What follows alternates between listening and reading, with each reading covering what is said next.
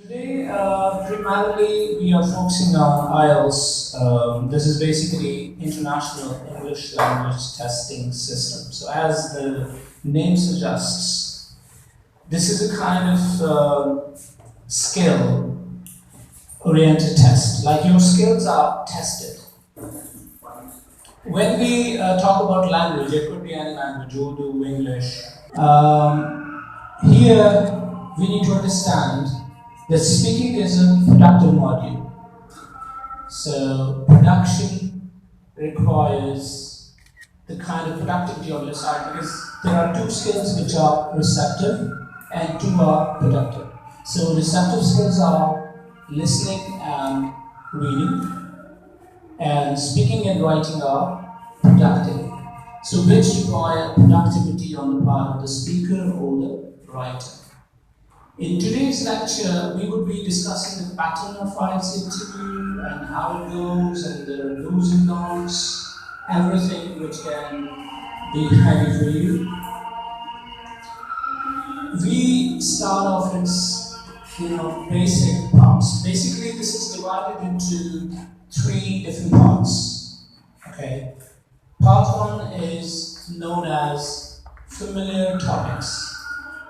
Okay. This is a part basically which would allow you to have basic idea about a person. Like usually the questions which are asked, they are related to you, your profession, your even work or study, and the topics are chosen to assess your proficiency, because in language there is a criteria to follow.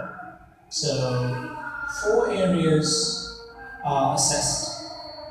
Basically, the kind of markers they use, first one is fluency, like how fluent you are, and your pronunciation, your lexical resource, like the kind of word back you use, and lastly, they are concerned about your even the range, like because fluency, pronunciation, grammar, and vocabulary, which actually requires accuracy as well on your part. So, part 1 usually has 5 minutes time, like 4 to 5 minutes are given, and this is one-to-one session. Examiner and examinee are there, okay? And I usually call this session as a kind of icebreaker, okay? Because you are a perfect stranger, and examiner is definitely a stranger to you as well. So while you're sitting, you might have certain issues, because sometimes students lack confidence because one-to-one sessions are, and when you are being assessed, challenging job is because you have to respond according to the demand, one chance to win, okay? And in these 3 to 4 minutes time, usually students can really come up with certain ideas to overcome their shyness. And this part starts off with your full name. Like, what's your full name? So responses are short, crispy, and relevant. And sometimes, while conducting interviews, when I ask questions from students, so if the question is asked, what's your full name? Sometimes they start telling about their nicknames, and they correlate the things which are not necessary. So go with the relevant answer. If I say, what's your full name? You can say, well, my full name is Asif Mushtaq. Alright? There is no need to tell the nick, or you can call me by this, or sometimes people start adding details which are not necessary. After this question, one question which is compulsory is that, do you work or are you a student? So if you say you're a student, the examiner will ask you a question relevant to your study. He might ask you about the subjects you've studied, or the university or college you're studying at, or the subjects you liked, or the subjects you disliked. Every single thing he might ask. And if you say you're a professional, so he'll choose the questions relevant to your profession, your job description, your responsibilities, okay? and you can fabricate. Basically, IELTS interview is all about storytelling or fabrication, because once you become a realist, you might find it difficult to talk. So you can sometimes give details which might not be true, but they can help you survive. Okay, so we teach you survival tactics. These 4 to 5 minutes in the part 1 basically remove your shyness and the gulf between you and your examiner, because you would understand how he's responding. Because if you give short answers, he would prompt. So we have to try avoid prompting. I mean, don't allow your examiner to prompt you. Suppose I ask a question, I say, do you like to dance? And answer comes, yes. This is an answer, but it's not an answer to recover. You have to respond why. Okay? So in such kind of situations, I usually suggest the students to use a kind of phrases or fillers which can save their time and let them speak. So I say, well, I'm really glad you asked me that. I love dancing. Basically, this is up to you how you do. Otherwise, if you deny, you have to tell why. So denial also needs an answer. So yes, no answers are never recommended. Okay, you need to give full answers. So your answer range should be around 5 to 10 seconds in the part 1. Okay? And familiar topics could cover a wide range, because they could talk about weather, colors, magazines, food, all right? Or even music, art, anything which you may know about. That's why I call them familiar. Okay? So familiarity is judged in the part 1. Now we come to the part 2 of IELTS interview. That's called long-term session, cue card section, basically. This is the part where examiner gives you one topic, and he gives you pen and paper, and 1 minute is provided to make an outline before you start speaking. So the card you get, that carries certain prompts for you. Suppose the topic is, describe a gift you would like to buy for someone, or describe a person you live with, or describe a place you have visited recently. The topics are usually easier, and there are 4 major types in the cue card which could be given. We call them POPE. P-O-P-E. So first P stands for person. Alright, so there can be a wide variety of the topics, which could be given regarding personalities. Like describe a leader you know, describe a politician, describe a child you have met, or describe a person you love to communicate with. There is a wide range. Similarly, the second type is we call object. So even in object, we have diversity. Like describe a thing you wish to buy. Okay, so in that case, you might choose an easy option, like a cell phone. Okay, something that can allow you to speak about, because you know things. Okay. Objects are, usually the topics which are related to single things. Like it could be, a gift, as I gave an example earlier. Like describe a gift you bought for someone. That's an object. Okay. Describe a thing you bought but you use rarely. Again, a thing. So sometimes information used for object could be the similar kind of information. By molding a bit, you can use. Okay. Third type is places. So in this part, like the person might ask you about a restaurant you go to, or describe a house you wish to construct, okay, or describe a place which you went to and enjoyed a lot. So places are there. Could be a city, could be a country, could be any place. But 1 minute is given. This is crucial time to chalk out your plan, because most of the people sometimes get overconfident or they underestimate themselves. So in both cases, they suffer. What we normally do is we suggest them to make an outline by drawing a balloon. Okay, so you can draw a balloon on your notebook and use 5 W's, like what, who, where, when, and why. In clockwise situation, it's always a good idea. Like what, who, where, when, why. And these 5 W's, they would allow you to gather ideas quickly, because 1 minute flies. So the best way you can do is that you can just follow those W's and draw a sketch. Like I say, describe a gift you bought for someone. So the first prompt is what. So you can say, like, what was the gift?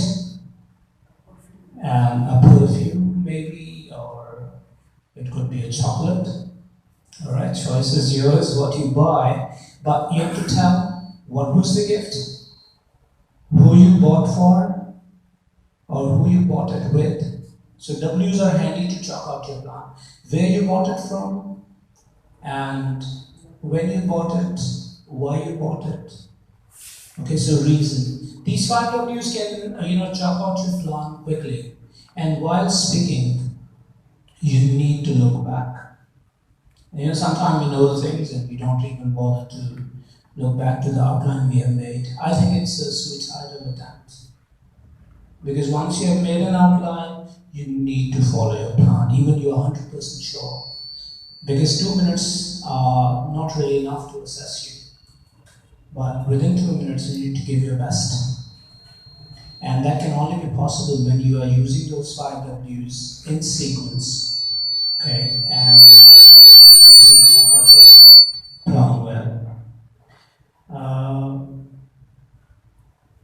Later, we have the third part. Basically, that is called discussion. Discussion is the toughest part in IELTS interview, basically. Because this is a part which has follow-up questions relevant to the cue card section. Second part, alright? So the questions which are asked in the third part, they are relevant directly or indirectly to the same part. And examiner requires around 1 minute answers from you, 60-second answers. He's not really looking for short answers, as in part 1. Like part 1 had short replies of 5 seconds or 10 seconds, but in the discussion part, you have to have longer answers. And we need to go with at least 2 or 3 reasons. Okay. In this portion, examiner could ask you to argue over certain things, like, why do people enjoy fast food very much? Okay, reasons. So if you go directly, you say, well, people like fast food very much because they like change. And then you start answering it, and after 10 seconds or 15 seconds, if you get stuck, examiner will prompt you by using his certain gestures, or because he won't be able to speak there, recorder is on. In that case, you need to come up with at least 2 or 3 reasons. I normally say in this portion, you need to take 3 steps. Step 1 is comment. Second is divide. And third is respond. Like comment, divide, respond. 3 steps. and they would allow you to communicate longer. Suppose I say, why do people enjoy fast food very much? Because, well, to answer your question, I must say that there are numerous reasons why people like eating fast food. Till now I didn't answer. But what I did, I bought time. I used kind of transitional phrases. I said, well, to answer your question, I must say. So this is to buy time first. And then I divided it. I said, there are numerous reasons why people love to enjoy fast food. Initially, I believe that fast food offers them change because most of the people, they want to have a little change after eating homemade food for the whole week. So they try something different. Secondly, you can say this is a ready-made food available everywhere, meal on wheel, like everyone can have an easy access by even placing orders online. They need not to go anywhere. Food is delivered to their, doorsteps. Thirdly, so the answer is getting prolonged when you divide up. Firstly, secondly, lastly. So use connectors to divide and share the reasons one by one. Sometimes when you go with a direct answer, you will throw everything all of a sudden. And after some time, you will get stuck. You'll run short of ideas. And that can be a problem in that case. Okay? So basically these three parts are assessed. The areas you need to work on, they are primarily vocabulary, the word bank, because most of us have repetitions.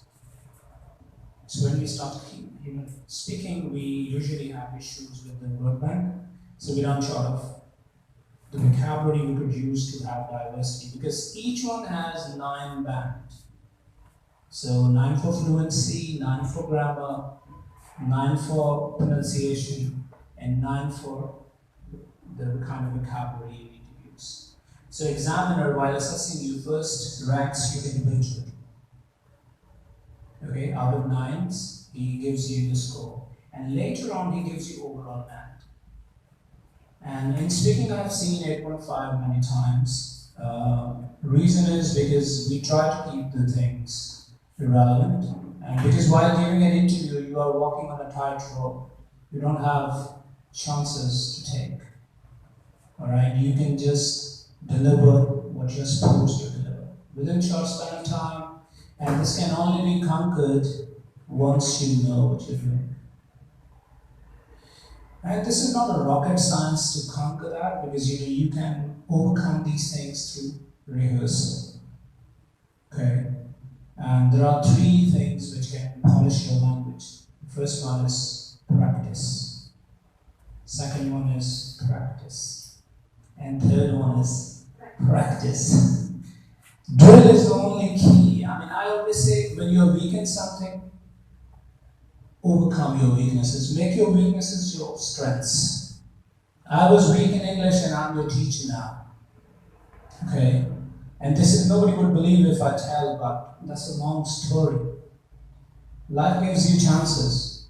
So once you catch, and change yourself. So I tried. Nobody is perfect, right? But while staying in this country, if you can polish your language, it means you can survive anywhere. So willingness is very much there. And we encourage smart work. We don't really engage you in the kind of activities which cannot be productive.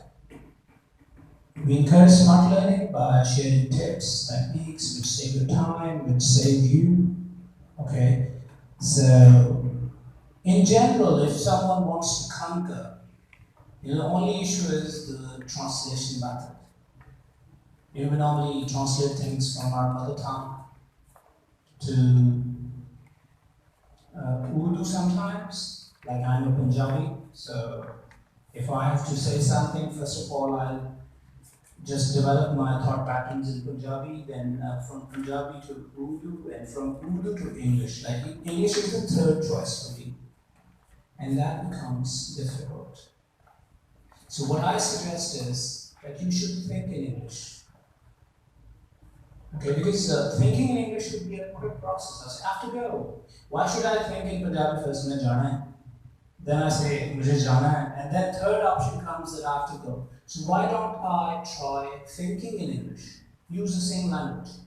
While expressing yourself, while thinking about different topics, you can just start planning this thing.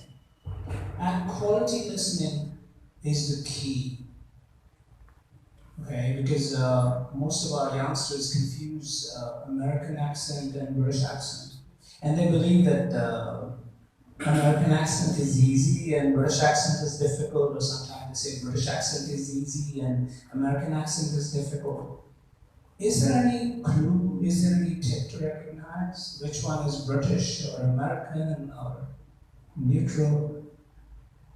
What do you say? Any tip?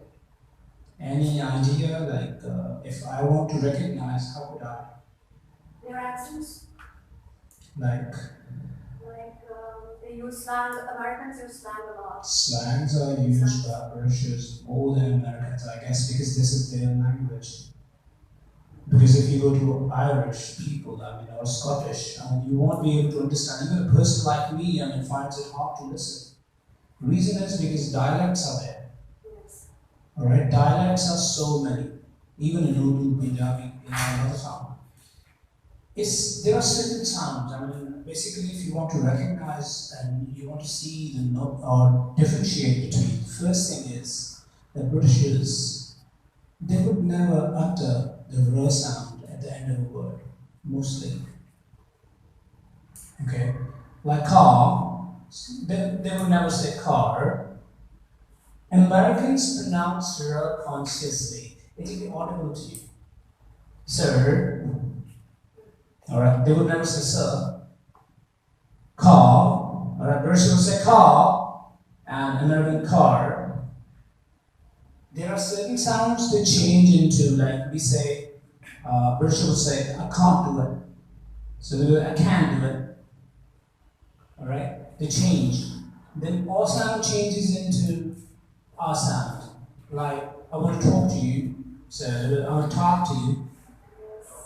Differences are, I usually say, don't really impose something on you, because you must know the difference and opt whatever you like.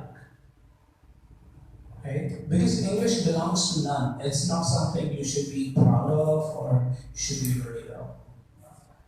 It's a tool.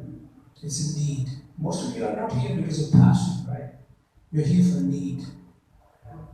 So we need to take language as a need. Once you grow in language, you grow. Okay? It's a kind of gateway. And we can conquer language by spending time. Investment is needed. Okay? The most important investment is in the form of time. Okay? When you rehearse, you win. So there is no losing at all. We don't lose anything. In learning, we have the license to make as many mistakes as we like. So keep making, but don't repeat. That's the thing. Once you know, don't try. And it requires the company, because the people around you who speak good English, stay with them. So quality listening should be the part of your daily routine. Work on 2 modules, listening and reading, and the rest of the 2 will be polished. Because listening and reading will generate ideas, and speaking and writing will be the reproduction. Okay? And there is no need to be discouraged. People around you will laugh at you whenever you speak something maybe wrong, right? Or they will make fun. So weak people always do that. Those who are weak, they would always laugh. So let them. It's a laughter therapy. Right? At least in this way we can have some quality time. So try to speak your heart. And one of my teachers used to say that the opinion of people is just like a dog. The more you're afraid of it, the more it will bite you. So stay easy. Alright? Speak louder, because someone who speaks louder, he dominates. So even if someone finds a fault, you won't be able to listen to it. Okay? And if there is any question regarding IELTS interview, you may ask anything. The students have to raise a question regarding that. Sure. Isn't that a messenger asks us that we don't know anything, so what should we do? What is the survival tips? I suppose he asks a question and you are unable to understand or unable to answer. Unable to answer because we don't know the information about that. So what should we do? I think in that case, the best part would be that you should say something rather than saying no. You can say, well, honestly speaking, I don't have much idea about this, however, I believe. Thank you. Okay? Rather than saying no, so that would be a big no, alright? Their concern is to see how you respond. I mean, having no information is not a crime. Okay? But how you tackle is. So your responses will make things, or break both ways. So learn to handle. And the best weapon of a speaker is a smile. Right? When you smile, the other person gets confused. When others smiles, you get confused. So it's better smiling at. Alright? You can say something. You can say, well, it's an intriguing question on your part. I guess I don't have sufficient answer for this. However, so say something. You can say, as per my understanding, I think this and this. So don't say no. Okay? Because they see how confident you are to respond to the things you know and how you tackle when you don't know. Right? Any other? Yes, sir. So time management issues. Time management? Regarding Reading and listening. reading and listening. Okay. Basically, when we talk about reading, most of us, while they are reading, they spend most of the time moving their lips. Okay, they read loudly. And in language terms, we call it barking on prayers. Very hostile. Reason is because you are reading aloud and you're wasting your energy and getting nothing. Loud reading can only improve your fluency or speaking. It can't really help you understand. So first thing you need to do is to seal your lips. And drop your pencil as well. If you keep dragging your pencil along the text, it will slow you down. So drop the pencil and read, because your eyes are the scanners. Alright, they scan the information and throw to the brain, and brain does the reception actually. Not your lips, not your eyes.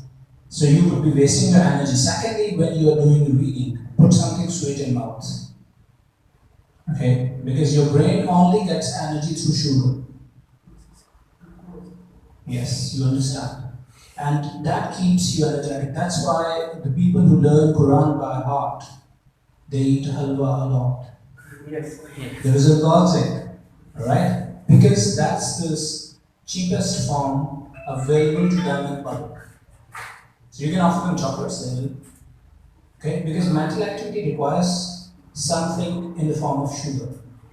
So reading should be done speedily. Your brain perceives, it's just like a kind of processor, alright? When you are slow, alright?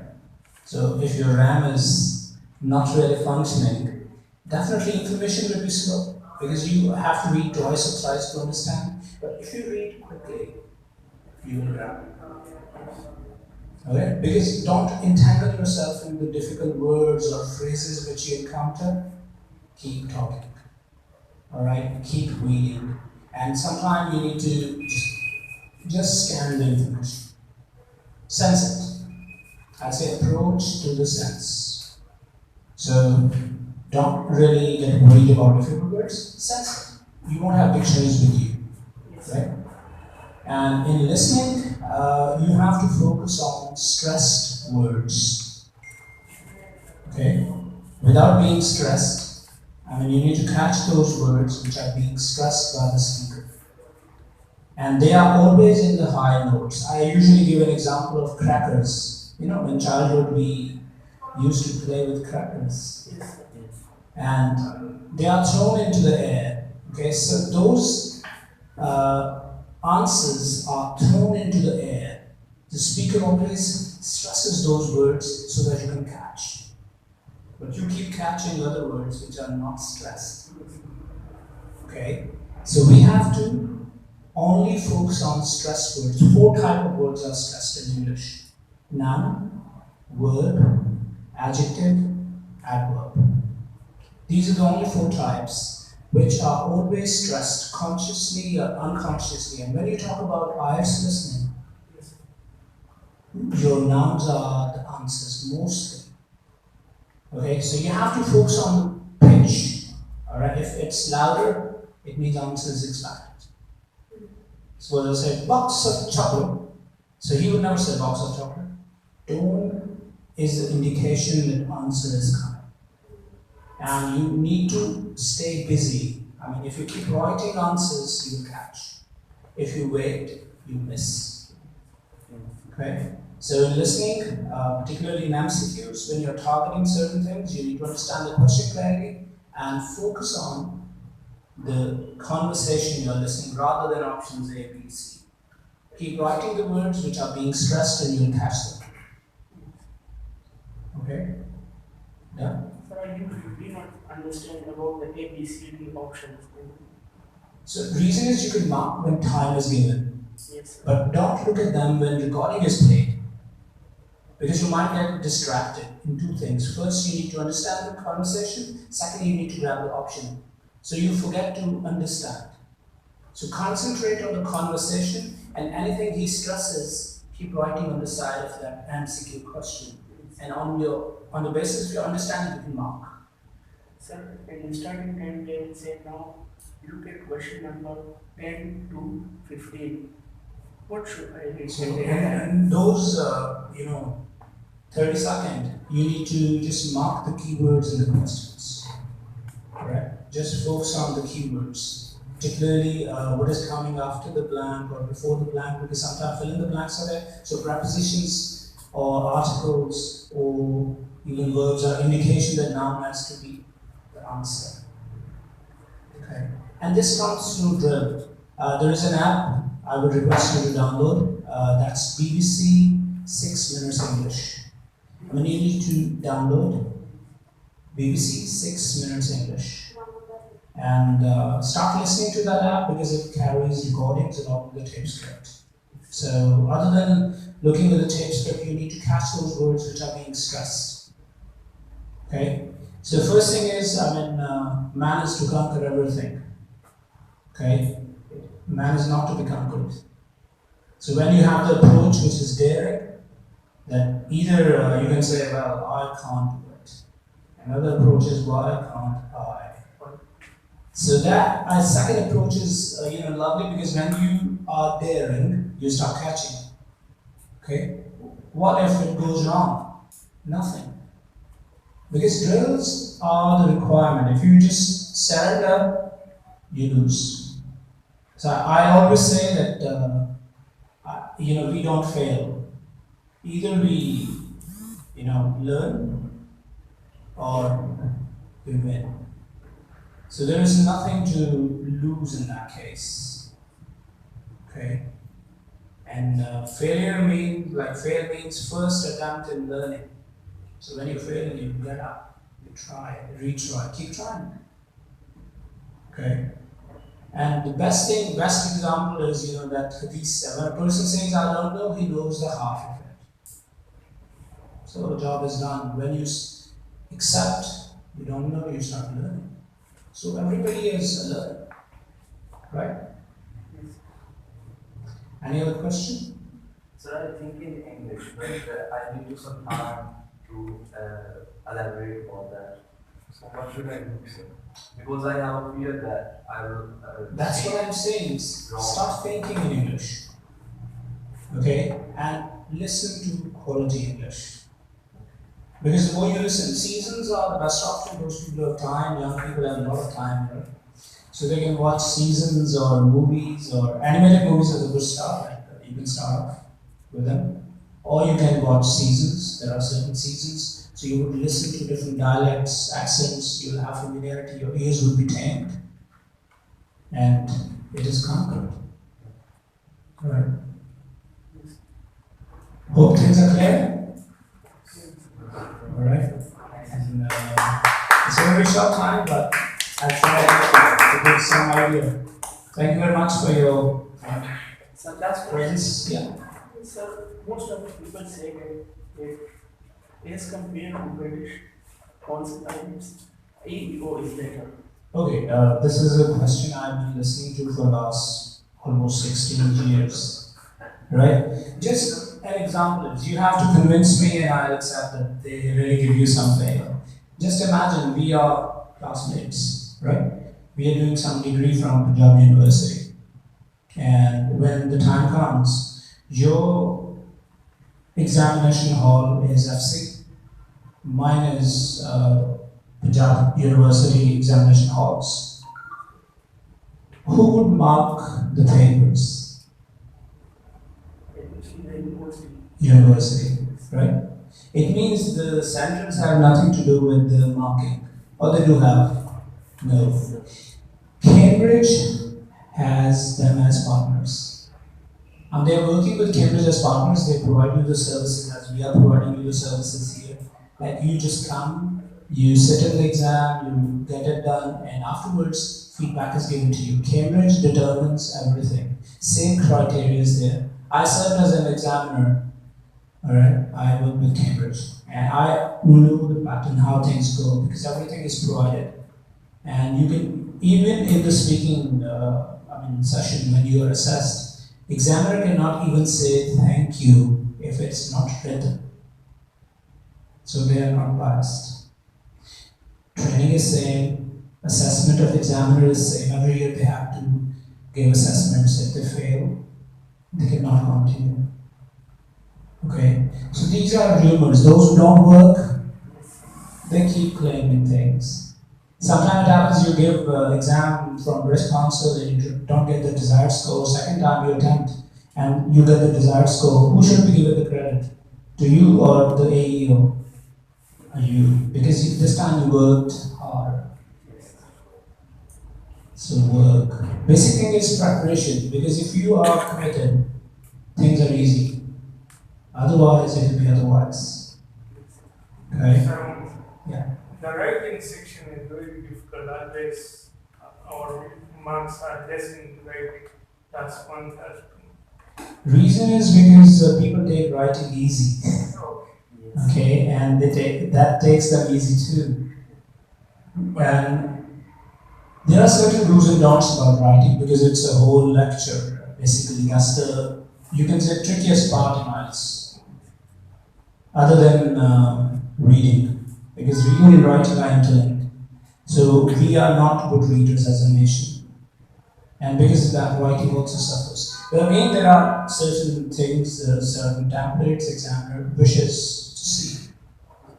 And we can help you in that, no problem. You'll be in safe hands, inshallah. Okay? Thank you very much. Sir, is body language important? Sorry? Is body language important? Body language is not part of your assessment in interview. Neither your accent nor your body language. This is just for your own convenience because when you are speaking, body language goes according to your words. It's not something we just claim. Okay? And examiner has nothing to do with your body language or your accent. Rest of the 4 areas I mentioned, they are the one to be assessed. Right?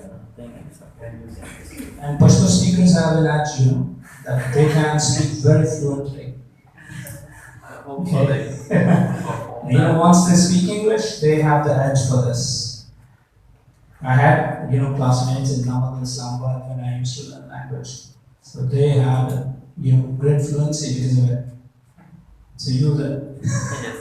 That's true. If they can improve it, we can do it well. So Asif, please I want you to be here for this time because to add some value in our session, we would like to have an interactive session with the students or the management team here sitting here. I would like you to give any of the topics to any one of us. It can be me or Sarah Khalid or ex-students out there, so that we can have an example of a good communication and speaking, how they can improve and how they can confidently answer your questions. So you can say it's a bit of discuss information. Discussion. Yeah, discussion session. Can anyone please come up and voluntarily basis so that we can have a good example of speaking session with Sir Asif? Please, it will be a great pleasure. Great, Laman. Please, huge round of applause, please. Your lights are Well, there is an interesting topic. If you have a chance to get invisible for one day, what would you like to do? Well, it is an interesting question. If it is possible that, so I will be the Prime Minister of the Pakistan, because I want to do something good for the humanity, good for the country.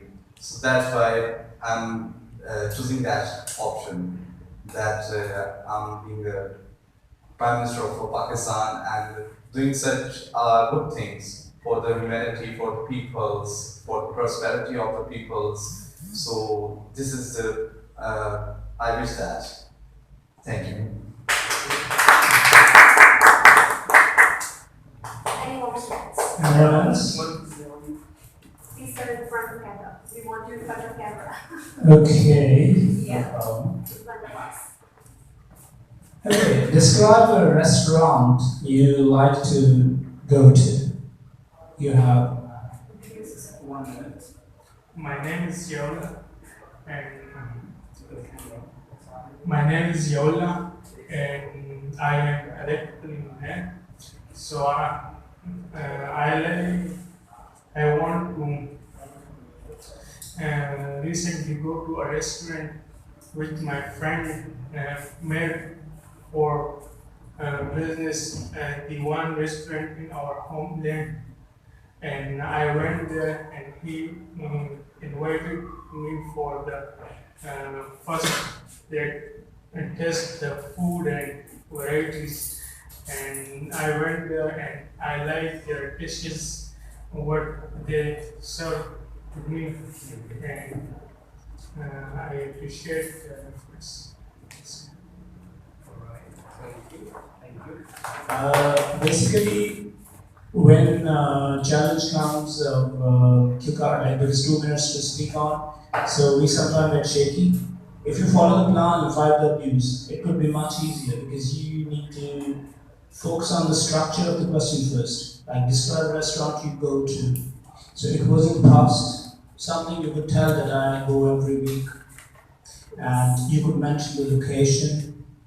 You could mention the variety of food they offer. So don't really mention that they offer a huge variety of food, but tell what kind of food they offer. You could talk about Chinese or fast food or traditional or continental. You can make the range. And even you can talk about the variety they offer in the form of buffet or regular meals or high tea, or because you have a lot. And you can talk about the food quality. Like food is very mouth-watering or finger-licking. Use more adjectives. Okay, because they would add up. Description requires physical value, basically. Alright? And even you can mention who you go with. How often do you go? Like once a month, twice a month? And what kind of food do you order? Alright? And what do you like most? You can describe the sitting area, live music, price, every single thing. Alright? It was a good try, and pressure is there. You know, when people are sitting, it's always a hard job to speak. You know, heart misses a beat. We use an expression in English, we say, have butterflies in one's stomach. So when feeling of nervousness, basically, they capture us, and we can't express in words. that's where you can talk about it. Like I had butterflies in my stomach when I was called for a presentation.